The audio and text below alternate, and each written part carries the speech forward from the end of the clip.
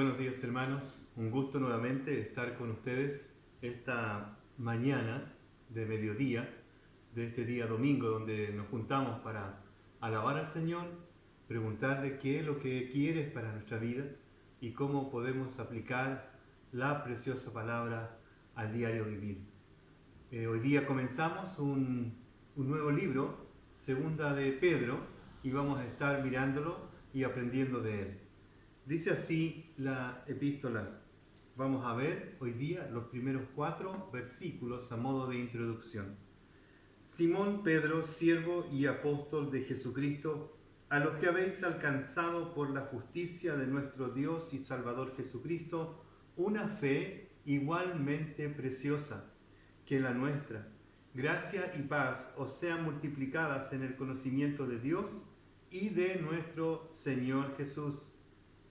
Como todas las cosas que pertenecen a la vida y a la piedad nos han sido dadas por su divino poder, mediante el conocimiento de aquel que nos llamó por su gloria y excelencia, por medio de las cuales nos ha dado preciosas y grandísimas promesas, para que por ellas crezcáis y llegaseis a ser participantes de la naturaleza divina, habiendo oído de la corrupción que hay en el mundo a causa de la concupiscencia.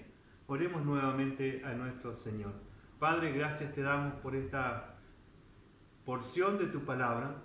Sabemos que en tu bondad tú nos has permitido conocer lo que tú quieres que nosotros hagamos, que no nos ha dejado a nuestra propia opinión o nuestras propias ideas o nuestros propios deseos, sino que nos has ayudado para que podamos servirte con gozo y con propósito en nuestra vida, aún en este tiempo difícil. Oramos, Señor, porque compartimos esta común fe con aquellos que tú salvaste, Señor, desde los primeros tiempos de la iglesia, y oramos para que esa común fe pueda, Señor, ser preservada, pueda ser aplicada y lleve los frutos que sean dignos a tu nombre y a tu gloria. Lo pedimos en el nombre de Cristo Jesús.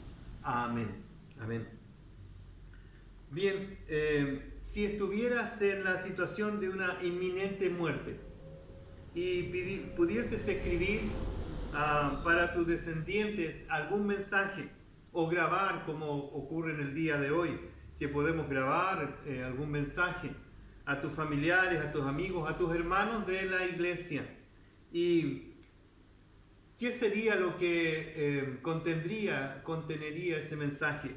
¿Qué sería lo más necesario mencionar o incluir en esa carta de despedida o en ese video de despedida, o quizás un audio que quieras dejar para tus descendientes? ¿Qué sería lo más importante? No vas a tomarte ese tiempo para hablar del clima o del fútbol o de la contingencia social.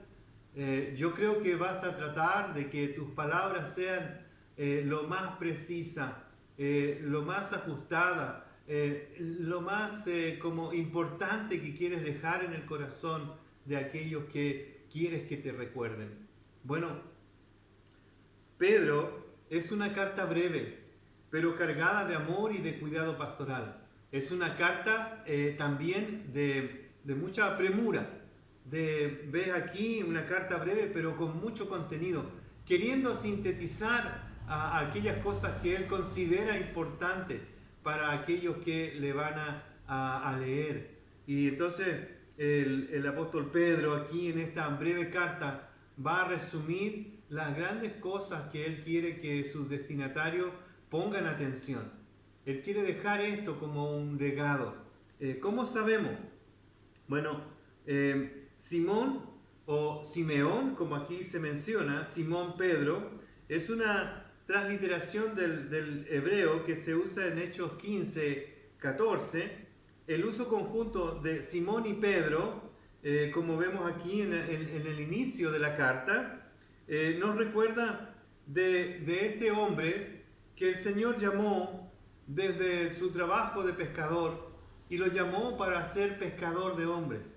Y el apóstol Pedro, no sin poca lucha interna y externa, conoció a su Señor y Salvador, le negó en algún momento y luego fue restaurado para luego ser útil para el Señor y su reino, y sernos útil también a nosotros hasta el día de hoy. Se llama a sí mismo Simón Pedro, como mostrando un antes y un después. El Simón, su nombre natural, y luego el Pedro, su apodo o el nombre que el Señor Jesucristo le colocó. En el Antiguo Testamento vemos este ejemplo, y los que estamos en discipulado pasamos por el capítulo de Génesis, donde se menciona a que el ángel del Señor le cambia el nombre a Jacob por Israel, como mostrándole que en ese momento de su encuentro con el Señor, que luchó con él en el desierto, salió un hombre nuevo.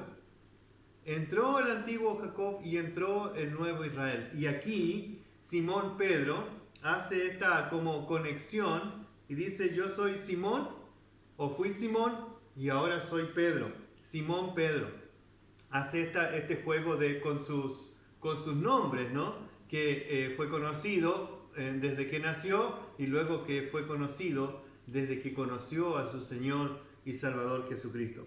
Luego hace este mismo juego con estas otras dos palabras: siervo y apóstol de Jesucristo.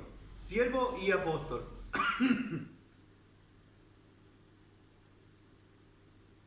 Y pone en primer lugar no su título de autoridad, sino que su posición delante de Dios. Su posición delante de Dios es ser un siervo, un siervo útil. Y lo que estuvimos estudiando también, el libro de Filemón, nos encontramos a Onésimo, y Pablo dice: antes te fue inútil y ahora te es útil, por lo tanto recíbelo, le dice Pablo a Filemón, intercediendo por Onésimo. Y aquí vemos este juego de palabras del apóstol Pedro, donde primero se menciona como siervo y luego como apóstol. Así que es un siervo que llegó a ser apóstol. Nos recuerda del cambio de la gracia producido en la vida del apóstol, cambiándole su nombre, y ahora también reconociéndose como un seguidor del Señor, como alguien que está bajo su Señor, un testigo, un seguidor, un discípulo. Y esto enfatiza también su autoridad: un apóstol, quien aún siendo un siervo, ha sido plenamente comisionado por el Maestro, por el Señor, y enviado. No olvidemos que fue enviado para predicar el Evangelio tanto a los judíos, allá en Hechos capítulo 2, como a los gentiles, Hechos capítulo 10. Y el Señor le dio este privilegio de ser un apóstol que abriera, porque le dice el Señor que Él tiene las llaves del reino, es decir, abrió a través de la predicación del Evangelio la salvación para los judíos como también para los gentiles. Así que Simón Pedro, siervo y apóstol. Simón Pedro, siervo y apóstol. Este es el autor de la carta. Este es el hombre que está escribiendo a estos hermanos que están allí. Él sabía quién era en Cristo. Y él sabía no solo quién era, sino que sabía su posición y sabía su propósito. Así es que nos hacemos una pregunta al mirar a Pedro aquí. ¿Conocemos cuál es nuestra posición en Cristo? ¿Sabemos cuál es nuestro propósito que Dios nos ha dado para hacerle útil en el reino? ¿Conoces tú dónde el Señor te quiere para que seas útil a Él, a su reino y a sus hijos? Es una buena pregunta que nos hacemos al inicio de la carta mirando a este hombre, el apóstol Pedro. Luego, ¿quiénes son los destinatarios de esta breve carta? Bueno, los mismos hermanos que recibieron la carta de Primera de Pedro, luego reciben Segunda de Pedro. Los hermanos de la iglesia dispersa en Asia Menor a causa de la persecución en momentos del emperador Nerón. Así que Primera de Pedro nos recuerda que son los mismos destinatarios. Estas personas que fueron perseguidas, dice Pedro, apóstol de Jesucristo, a los expatriados de la dispersión en el Ponto, Galacia, Capadocia, Asia y Bitinia. Y estos mismos destinatarios son los que reciben esta segunda carta para completar quizás o animar quizás a estos hermanos, y probablemente, según algunos comentaristas, para tomar otro tema importante que según el apóstol Pedro necesitaban escuchar. La primera carta, primera de Pedro, habla hacia aquellos que son perseguidos. Es una carta a los que están pasándola mal por ser perseguidos a causa del nombre del Señor Jesucristo. El imperio está en contra de ellos, los ha echado de sus casas, los ha hecho salir a otros lugares. Ellos han tenido que sufrir no solo el agravio del imperio, sino que también de la cultura. Llegando a otros lugares más paganos incluso, ellos han tenido que testificarle a otros acerca de su fe en el Señor Jesucristo, y eso les ha traído algunos conflictos, algunos problemas, e incluso haber sido atacados o echados a la cárcel probablemente. Así que Pedro escribe la primera carta de Pedro, primera de Pedro, a aquellos que están siendo perseguidos. Pero segunda de Pedro es una carta que escribe para ayudarnos a entender y a estar seguros de la común fe.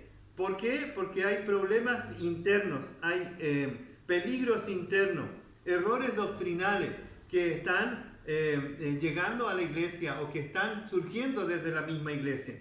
Problemas de afuera en primera de Pedro y ahora problemas dentro de la iglesia en segunda de Pedro. La crisis, como dijo un autor, atrae a los lobos, ¿no? La crisis atrae a los lobos. Y como la sangre atrae a los tiburones, decía un comentarista. Así es que hay un conflicto fuera de la iglesia, hay problemas con el gobierno de turno ahí del imperio, con Nerón, y también ahora hay conflictos internos. Hay personas dentro de la iglesia o que llegan a la iglesia con errores doctrinales, con falsa doctrina, que están queriendo llevarlos a otro camino que no es el verdadero. Y el apóstol Pedro entonces escribe esta segunda carta para ayudarnos. ¿Nos identificamos algo con los destinatarios de esta carta hoy? ¿Tenemos problemas fuera y tenemos problemas dentro? ¿O estamos luchando para que los problemas de afuera no entren a la vida de la iglesia o nuestra propia vida? Así es que si nos identificamos un poco con los destinatarios de esta carta, vamos a querer saber un poco más de lo que el apóstol Pedro nos quiere decir. La ocasión, bueno, vemos ahí, versículo 14 del capítulo 1, sabiendo que en breve debo abandonar el cuerpo como nuestro Señor Jesucristo me ha declarado. Y el apóstol Pedro está aquí diciendo que le queda poco tiempo, en breve va a partir a la presencia del Señor, y probablemente esta es una de sus últimas cartas. La tradición dice que fue muerto allí mismo en Roma, también crucificado, y él pidió no ser crucificado como su Señor, sino que pidió ser crucificado hacia abajo, porque se sentía indigno de la muerte con que murió su Señor. Y él dice, estoy sabiendo que en breve debo abandonar el cuerpo, por eso les escribo. Entonces la ocasión es algo que es algo inminente para Pedro. Él quiere que sus destinatarios escuchen estas últimas palabras. Pues tengo por justo, dice 2 de Pedro 1:13, pues tengo por justo en tanto que estoy en este cuerpo el despertaros con amonestación. Así que no solo quiere que escuchen, sino que escuchen con mucha atención, porque es una carta intensa, una carta de mucha preocupación pastoral y de amor hacia aquellos a quienes les escriben. La advertencia y amonestaciones a ser sabios en la fe, una vez dada, debido a falsos maestros que intentan desviarlos de la verdadera y única verdad. Ese es el tema grande de la carta. La advertencia y amonestación a ser sabios en la fe que se nos fue dada una vez antes. No hay muchas, hay una sola fe que se nos dio. Y debido a los falsos maestros que estaban infiltrándose en la iglesia en ese tiempo, les pide que se mantengan firmes en esa fe común. Es entonces que el apóstol Pablo aquí menciona que la fe es una sola. En el capítulo 1, versículo 1, la frase allí que va a ser el título de mi sermón: una fe igualmente preciosa, que la nuestra. Una fe igualmente preciosa. El apóstol Pedro entonces nos está guiando hacia su tema también en los saludos y la introducción de la carta. Él dice que aquí la preocupación de él es que se mantengan firmes en esta una fe única que es suya y es nuestra, que compartimos porque es la que hemos recibido de nuestro Señor. Y él va a ahondar un poquito más en eso, poniendo fundamento hasta el versículo 4. Entonces es oportuno mencionar que la fe es una sola y esta es compartida por todos los que fuimos alcanzados por la obra redentora de Cristo Jesús. Pedro recibió una fe, los destinatarios de esta carta están firmes en esa fe y nosotros hemos heredado esa fe en la cual el Señor nos pide también estar firmes. La palabra traducida igualmente aquí, como igualmente, donde habla de fe, igualmente preciosa, significa del mismo valor, igualmente, del mismo valor. Algo que no ha perdido su valor a través del tiempo. De igual privilegio, algo que se ha permanecido inalterable y precioso. Es de mucho valor y de preciosa, de gran privilegio. Aquí fe puede ser de dos formas tomada. Y vamos a hacer dos grandes explicaciones en esta introducción. Primero es, ¿qué es la fe que se menciona aquí? Bueno, fe puede ser dos formas grandes. La objetiva, es decir, el conjunto de creencias en las que descansa la doctrina cristiana. Ese grupo de doctrina. El día jueves estábamos hablando de eso cuando estamos empezando a estudiar Primera de Timoteo. La fe común, el conjunto de doctrina que hemos recibido. O también la fe también puede ser algo subjetivo, es decir, es la confianza depositada en Dios que produce salvación. Al conectar la fe que comparte el apóstol Pedro, une esa fe única, ya sea la fe objetiva, el conjunto de verdades que nosotros hemos recibido, hemos heredado de Cristo, de los apóstoles y de la iglesia toda.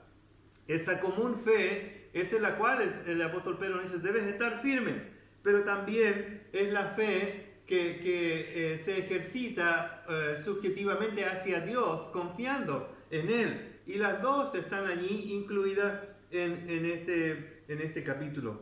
Al conectar entonces la fe que compartimos, nos unimos al Señor Jesucristo, haciendo esta tremenda declaración de que Jesús es Dios. Dice, por la justicia de nuestro Dios y Salvador Jesucristo. Es el único lugar aquí que es muy claro y evidente donde se menciona a Jesús como Dios, a la justicia de nuestro Dios y Salvador Jesucristo. Una fe igualmente preciosa que la nuestra. Así que Pedro está introduciendo aquí mucho fundamento para que los destinatarios no olviden cuáles son sus creencias. ¿Cuáles son sus creencias? Entonces, una fe que se puede rastrear hasta sus orígenes en la persona y enseñanza del Señor Jesucristo, transmitida por los apóstoles y escritores bíblicos y revelada por Dios a través del mismísimo Espíritu Santo, quien inspiró a los autores bíblicos para que tuvieran esta idea común, una sola verdad, una sola fe, una sola doctrina. En esa fe igualmente preciosa a la que todos nosotros los cristianos nos adherimos de corazón y practicamos, es esa fe la que el apóstol Pedro quiere enseñarle a sus destinatarios que pongan mucha atención. Es a esa fe que el apóstol Pedro dice, no se desvíen, no salgan de ella, manténganse firmes. Es a esa fe. Estamos conectados, tan conectados con esa fe, que podemos estar seguros de que lo que dice la Biblia es lo que creemos, que lo que el Señor Jesucristo enseñó es lo que entendemos por la verdad, porque el Señor Jesucristo dice que Él es la verdad y que la verdad nos hará libres y que si conocemos a Él, conocemos la verdad. Así es que debemos estar seguros de que lo que estamos aprendiendo es la herencia apostólica y la herencia de la persona y de la enseñanza de nuestro Señor Jesucristo. Nosotros no estamos reinventando el cristianismo, nosotros estamos adhiriéndonos a la fe única y verdadera, a la fe que se originó en el Señor Jesucristo y fue transmitida a través de los apóstoles y los escritores inspirados de la Biblia. Versículo 2.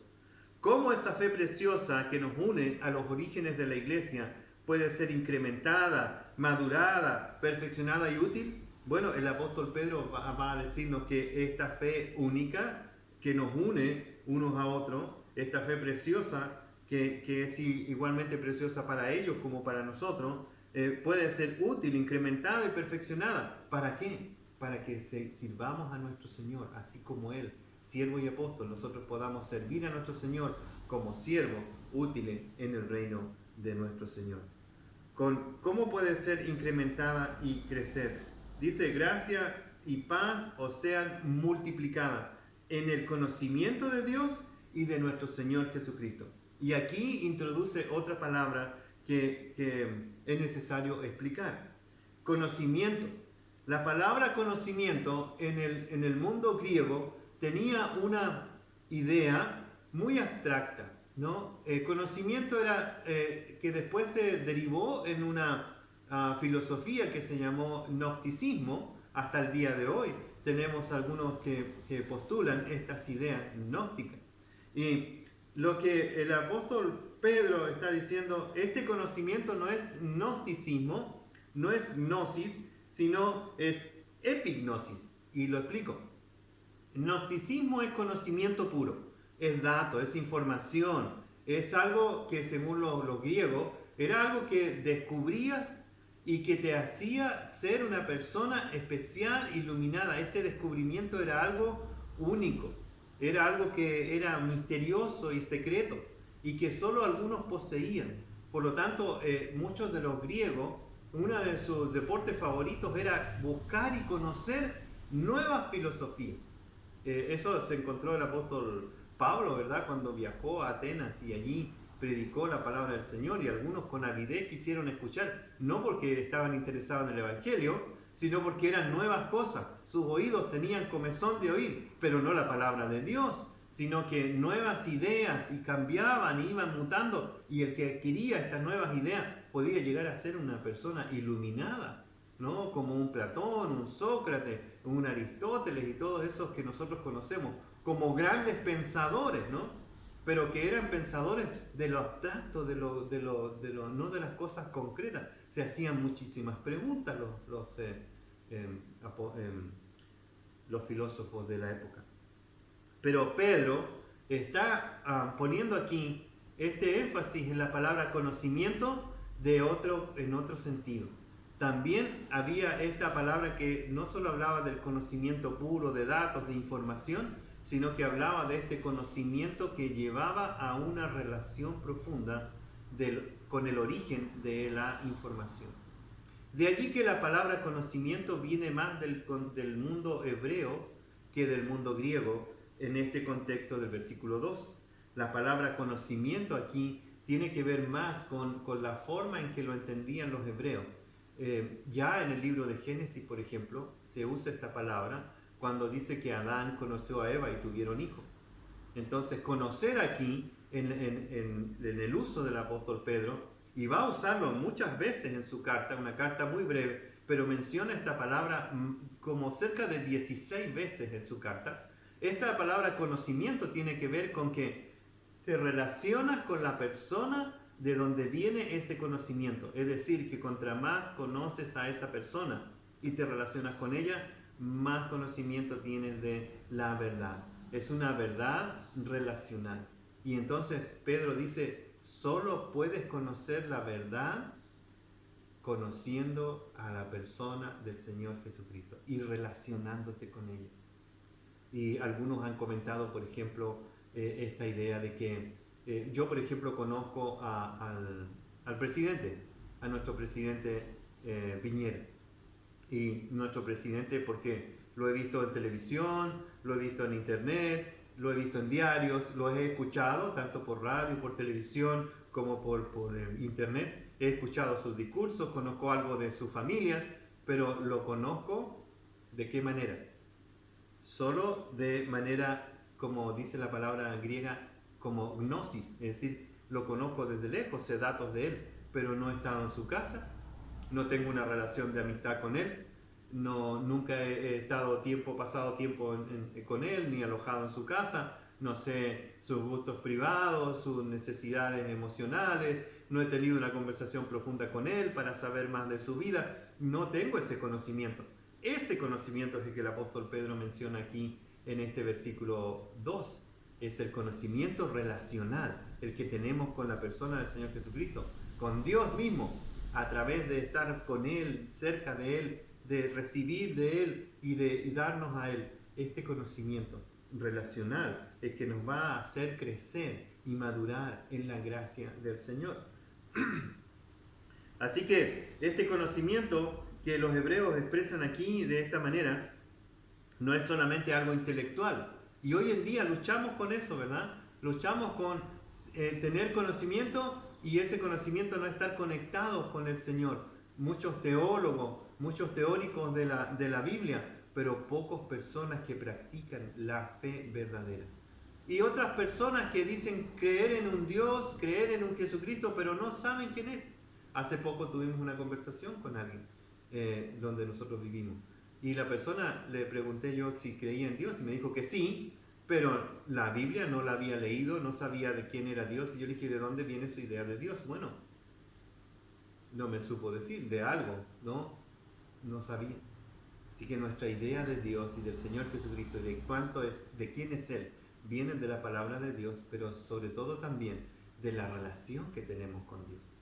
De ahí que la palabra fe se conecta con conocimiento, ya sea de manera objetiva como de manera subjetiva, como lo explicamos al principio. Nuestro Señor Jesucristo hace una gran advertencia en Mateo capítulo 7, versículo 19, leemos: todo árbol que no da buen fruto es cortado y echado en el fuego, así que por su fruto los conoceréis. Versículo 22, no todo el que me dice Señor, Señor entrará en el reino de los cielos, sino aquel que hace la voluntad de mi Padre que está en los cielos. Muchos me dirán en aquel día, Señor, Señor, ¿no profetizamos en tu nombre? ¿Y en tu nombre echamos fuera demonios? ¿En tu nombre hicimos muchos milagros? Entonces les declararé, y aquí usa la misma palabra, nunca os conocí, apartados de mí, hacedores de maldad. Nunca os conocí, nunca entré en una relación con ustedes, nunca los conocí como su Señor, como Señor y Salvador de su vida.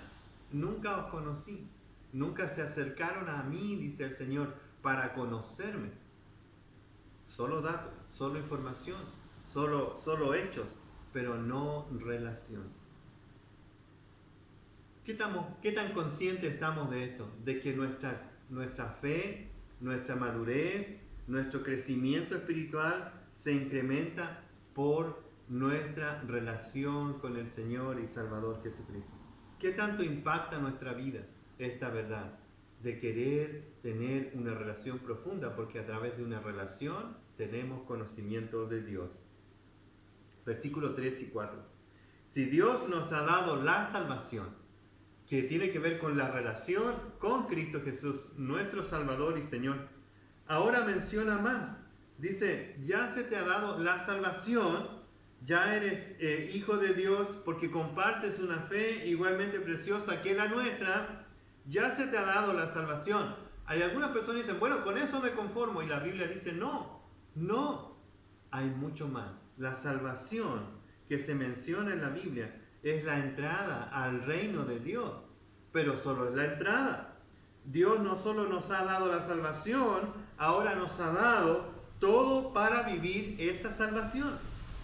La salvación que trae consigo la justificación es el inicio de una vida que nace a algo nuevo, grande, eterno. Así que nacemos a la vida nueva a través de la salvación que trae consigo la justificación. El apóstol Pedro en su primera carta nos dice en el capítulo 2, versículo 2, desead como niño recién nacido la leche espiritual no adulterada para que por ella crezcáis para salvación, ahora debemos crecer en esta salvación. Así que nacemos como, dijéramos, un bebé, y que era algo que no pudo entender el Nicodemo cuando Jesús le explica qué es el nuevo nacimiento. Y Nicodemo, con su mente no espiritual, no entendía. Y Jesús le dice, debes nacer de nuevo, en el Espíritu, por el Espíritu. Un nuevo nacimiento. Después lo explica el apóstol Pablo en 2 Corintios 5, 17. Nuevo nacimiento, nueva criatura. Desear como niños recién nacidos, dice el apóstol Pedro, porque nacemos a través de la salvación a una nueva vida y comenzamos a crecer en ella, deseando la leche espiritual y luego el alimento más sólido, dice el autor de Hebreo, para que por el uso y por la relación de conocer más a aquel que te salvó, tú puedas crecer, madurar y ser útil en la obra del Señor. Así que nacemos a una nueva vida, pero hay mucho más, muchísimo más. Y no debes conformarte, debes ser una persona que desea, que ambiciona creer, que ambiciona conocer más a su Señor, que ambiciona madurar y no quedarse como un bebé. Y conocemos a muchos creyentes que se han conformado a esta situación de bebé. Y el Señor no quiere eso para ti, no quiere eso para mí. El Señor quiere que tú y yo le seamos útiles, que tú y yo podamos crecer, que no seamos bebés, que seamos hombres maduros y mujeres maduras, que sirvamos al Señor y sirvamos a nuestros hermanos para avanzar su reino. Para esta etapa de la nueva vida que tiene como meta la madurez, que se cumple solo cuando vemos cara a cara a nuestro modelo, a nuestro Cristo, a nuestro Señor, como dice el apóstol Pedro, ¿verdad? Que un día le veremos tal como Él es y que un día seremos transformados a su imagen. Para que ocurra eso, ahora en estos dos versos, versos 3 y 4, Dios es el dador de lo necesario para que eso ocurra, para la madurez, para el crecimiento, para mejorar y ser más y más hasta ser como Cristo. ¿Cómo hacemos eso? Con lo que Dios nos ha dado. Fijémonos en estos dos versos, la frase aquí, nos ha dado. En los dos versos, versículo 3 y versículo 4, se nos menciona esto. Como todas las cosas que pertenecen a la vida y la piedad nos han sido dadas, y luego versículo 4, por medio de las cuales nos ha dado preciosas y grandísimas promesas. Así que todo viene de Dios. Dios no solo te ha enviado a su Hijo para salvarte, sino que te ha dado ahora todo lo necesario para que crezcas en esa salvación que el Señor nos ha dado. Cuando leí este texto hace muchos años atrás y descubrí el profundo significado de estos versículos, fue algo que me despertó y me animó y me estimuló a crecer más en la gracia del Señor. Lo compartí con mis hermanos, lo compartí con mi familia y nos impregnamos de esta verdad profunda que está a lo largo de toda la Biblia, de que nosotros no debemos ser cristianos inconformes. ¿En qué sentido? De que hay mucho más por explorar en el reino de Dios. Siempre hago esta ilustración de que Dios nos sacó, Efesios capítulo 2, versículos 1 al 3, Dios nos sacó de nuestro reino donde estábamos muertos en nuestros delitos y pecados, ese reino estrecho, ese reino que era nuestro, pero que era algo tan insignificante comparado con el reino de Dios. Pedro dice eso en Primera de Pedro, capítulo 2, versículo 9, que ahora somos nuevas criaturas, que somos ciudadanos de un reino, somos pueblo escogido, nos sacó de las tinieblas y nos llevó a su luz admirable. El reino de Dios expande nuestros conceptos, expande nuestra realidad, expande nuestro conocimiento, expande nuestra vida hasta llegar a ser como la vida de nuestro Señor y Salvador Jesucristo. El reino de Dios es tan inmenso. Pablo dice en Romanos capítulo 11 que la sabiduría de Dios es tan profunda, tan alta, que no puedes entender todo, pero eres ambicioso espiritualmente porque el Espíritu Santo te motiva a creer más, a buscar, a conocer más de tu Salvador, a experimentar más con el Señor. Es algo estimulante. Si no estás emocionado en tu vida cristiana por conocer más de Dios, por apreciar más de su palabra, por involucrarte más en su reino, entonces estas palabras son para ti, para despertarte a la nueva vida y crecer en ella y madurar y avanzar en tu vida espiritual, para serle útil al Señor, en su reino, en su iglesia, con sus propósitos para tu vida. Dios nos ha dado todo lo necesario para la vida y la piedad. Todo lo necesario para la vida y la piedad. Fijémonos aquí entonces en estos dos versos. Nos ha dado. Dios es el originador de todo lo necesario. Solo los que han conocido a Cristo y le siguen de una manera relacional, de una manera continua, de una manera constante, se les ha dado, es decir, se les ha dado, han recibido que ellos pueden vivir su vida cristiana como Dios quiere.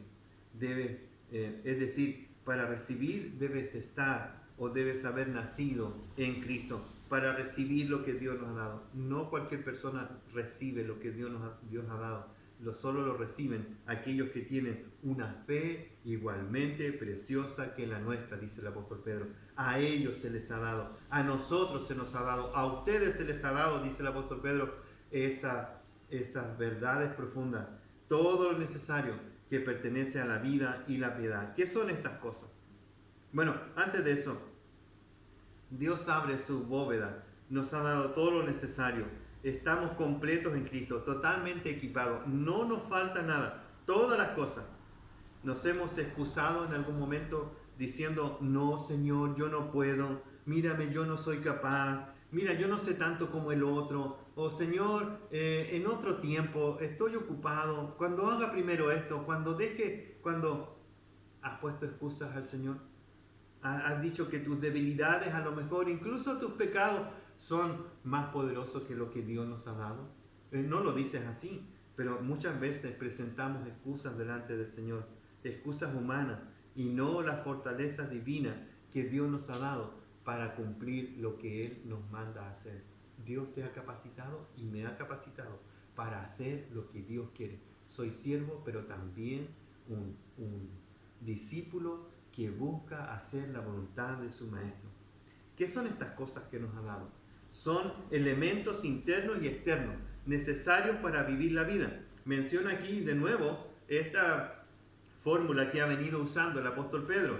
Simón Pedro, siervo apóstol, y ahora aquí menciona vida y piedad. Vida y piedad son dos cosas, aspectos internos, vida, y aspecto externo, piedad. La vida, el aspecto interno, y la piedad, el aspecto externo. Dios nos la da por su divino poder a través del Espíritu Santo. Nos da esto para vivir en el interior. Dios nos da vida nueva, la vida eterna, la vida de su Hijo. El que tiene al Hijo tiene la vida, nos ha dado la vida y nos ha dado elementos para que podamos mantenernos en esa vida. El Espíritu Santo, que influye vida en nosotros. Sin el Espíritu Santo nosotros no tenemos vida nueva. Así que tenemos vida, nos ha dado la vida. Y esa vida la tenemos que administramos la salvación que nos ha dado. Pero también nos ha dado elementos para poder administrar la parte externa. ¿Cómo vivimos esa vida? Es decir, lo que se ve de lo que somos.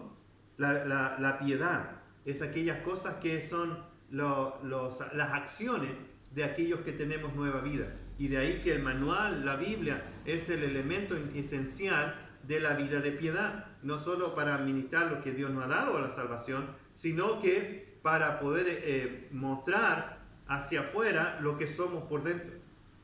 Nuestras acciones, nuestra vida de piedad. Dios nos la da por su divino poder. Y aquí incluimos el Espíritu Santo. El Espíritu Santo administra lo que Dios nos ha dado. Quien hace una obra interna, como ya hemos dicho, y luego supervisa, orienta, corrige, impulsa, provoca el deseo de perseverar en aprender y crecer más en nuestra relación con el Señor Jesucristo. Él nos ha dado todo.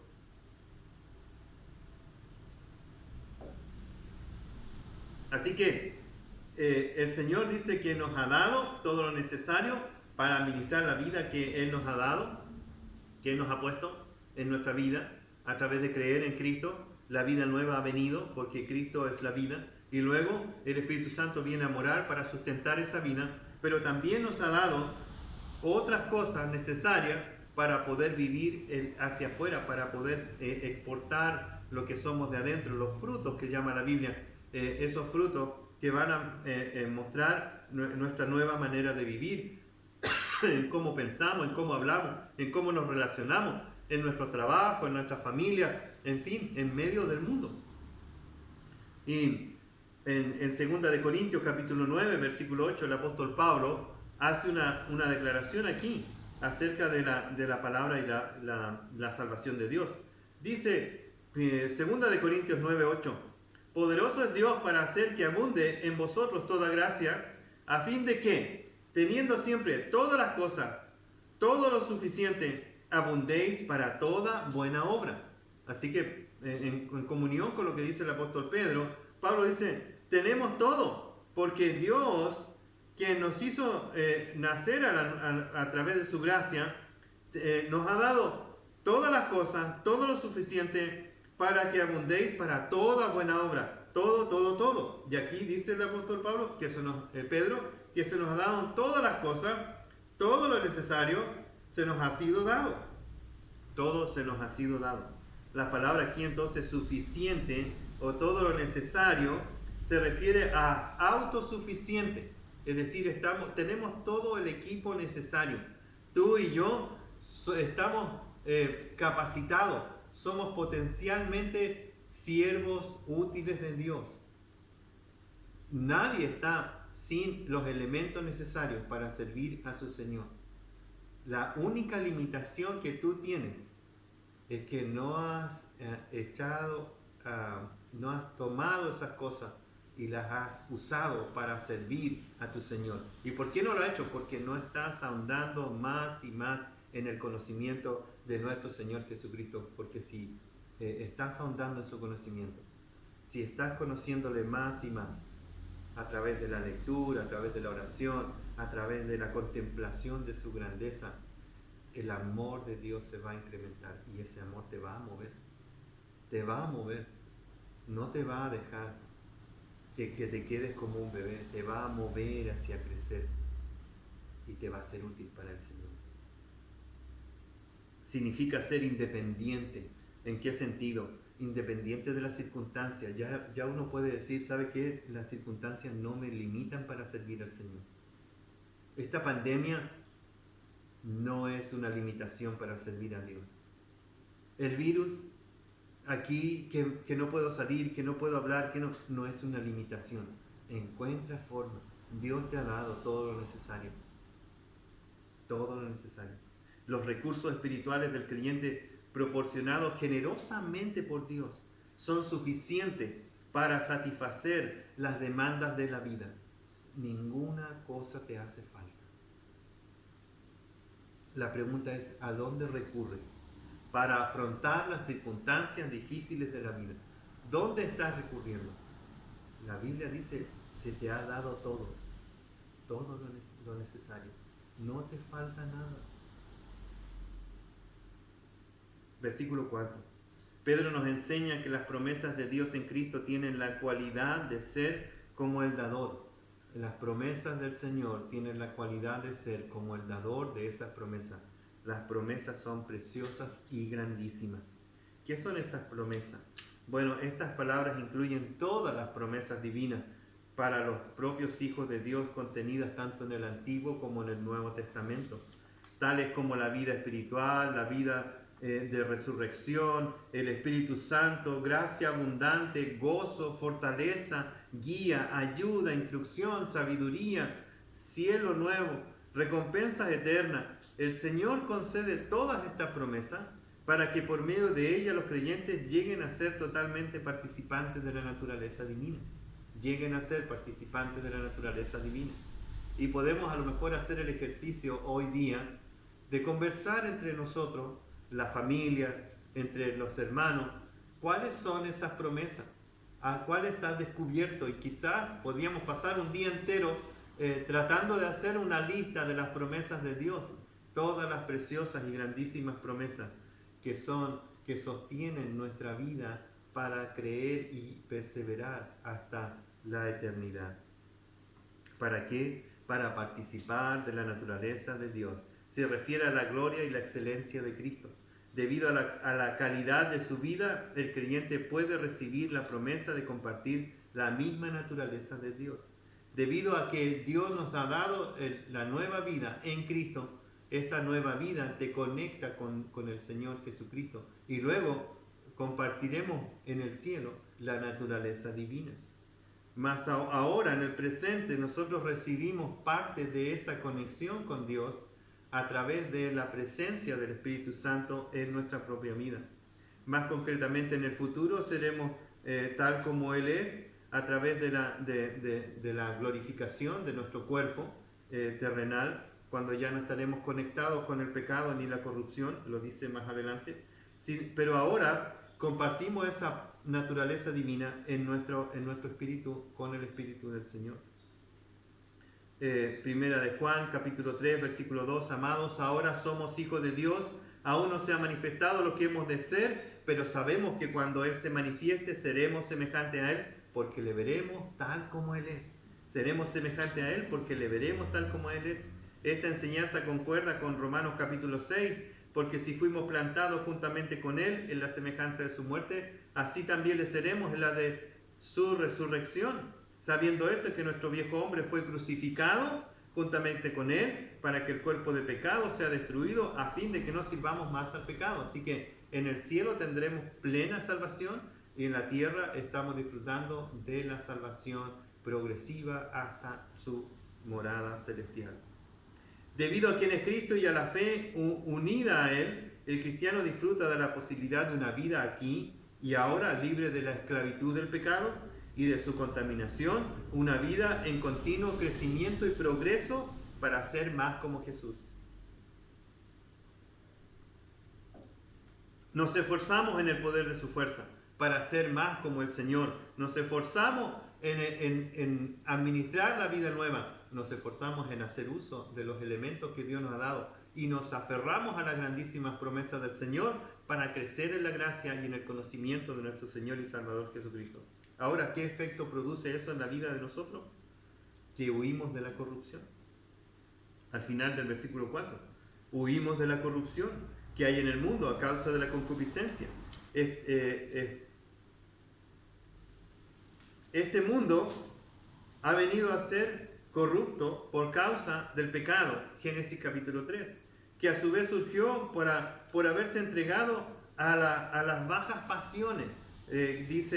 Malos deseos, dice la Biblia. La frase puede entenderse de ese modo o puede referirse a las inevitables consecuencias del pecado, la corrupción en cada generación que ha venido a lo largo de la humanidad. En cualquier caso, el camino de Dios para huir está en aferrarnos a sus promesas. Huir de la corrupción del mundo tiene un destino. Huyes de algo para ir a otro lugar, pero huyes del pecado y de la corrupción del mundo para ir a Cristo, para estar con tu Señor, porque es el mejor lugar. Huyes porque sabes, porque el Señor te ha dado algo necesario para vivir en una vida de piedad. Es lo que dice el versículo 3 y 4. La vida de piedad es la que huye de la corrupción de este mundo. Estamos pegados a la corrupción del mundo todavía a través de la carne y los deseos carnales. Así que no solo huimos en términos físicos, también huimos en términos subjetivos en nuestra propia vida. Hay luchas internas, como dice el apóstol Pablo en Romanos capítulo 7, porque la carne está conectada con lo terrenal y lo terrenal está conectada con la corrupción pecaminosa de las concupiscencias. El apóstol Santiago dice en su carta que la lucha que hay en el interior del hombre viene de su corazón, que se conecta a veces con la carne corrupta, que está seducida por el mundo. Pero nosotros tenemos grandiosas y preciosas promesas. Dios nos ha prometido, dice, yo he vencido al mundo, dice el Señor Jesucristo. Confiad, yo he vencido al mundo, por lo tanto, huye de la corrupción del mundo. El Señor dice, todo lo puedes en Cristo que te fortalece. Esa es una grandiosa y preciosa promesa. Ocupaos en vuestra salvación con temor y temblor, porque Él produce, a través de su Espíritu, el querer y el hacer por su buena voluntad. Aférrate al Señor, cree en Él, alimenta de tu palabra, porque la palabra del Señor no vuelve vacía. Pedro termina esta sección recordándonos que estamos en el mundo, pero no somos del mundo. Al igual que en Primera de Pedro, en Segunda de Pedro nos dice que nosotros no somos ciudadanos del mundo, somos ciudadanos del cielo. ¿Por qué? Porque nuestra común fe está ligada al Señor y Salvador Jesucristo, que tampoco es de este mundo, sino que es celestial, que vino y volvió a su trono. Y es allí donde nosotros vamos. En este peregrinar a través de este mundo, nosotros nos despojamos de los deseos de la carne para vivir, para caminar, para crecer con un equipaje más liviano, como dice Hebreos capítulo 12, despojémonos del pecado que nos asedia. Nos asedia porque viene del mundo, viene de la carne. Nosotros no tenemos esta naturaleza pecaminosa ahora. Tenemos una nueva naturaleza que tiene todo lo necesario, que ha sido equipado con todo lo necesario para la nueva vida. Así que Pedro nos estimula que somos hijos de Dios por el poder del Trino Dios, que nos ha hecho santos y justos por Cristo, y que nuestra naturaleza nueva se manifiesta más y más hasta ser más como nuestro Señor y Salvador Jesucristo. Pedro nos llevará y animará a través de esta carta a vivir una vida digna de nuestra condición de hijos de Dios. Una vida estimulante, una vida que progresa, una vida que se conecta más con su Señor y Salvador, una vida que no está completa hasta que estemos en la gloria, pero que tiene todo lo necesario para vivir el aquí y el ahora, para su gloria y para su nombre, y para progresar y para crecer. El Señor nos ha dado todo lo necesario. Hermano, hermana, use lo que Dios le ha dado para crecer.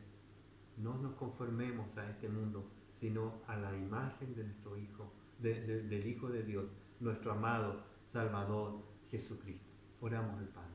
Padre nuestro, te damos gracias por esta carta tan estimulante, por la vida del apóstol Pedro y por la vida de los que recibieron esta carta. Señor, ayúdanos para también conectarnos con ellos en esta común y preciosa fe. Esta fe que se nos fue dada al conocer a Cristo Jesús. Esta fe que también trae consigo preciosas y grandísimas promesas. Esta fe que nos ayuda y nos capacita para crecer. Dios, ayúdanos para no solo ser hijos de Dios, sino que para vivir como tus hijos, agradándote en todo tiempo. Bendice a tu iglesia, bendice a tus hijos. Te lo pedimos en el nombre de Cristo. Amén.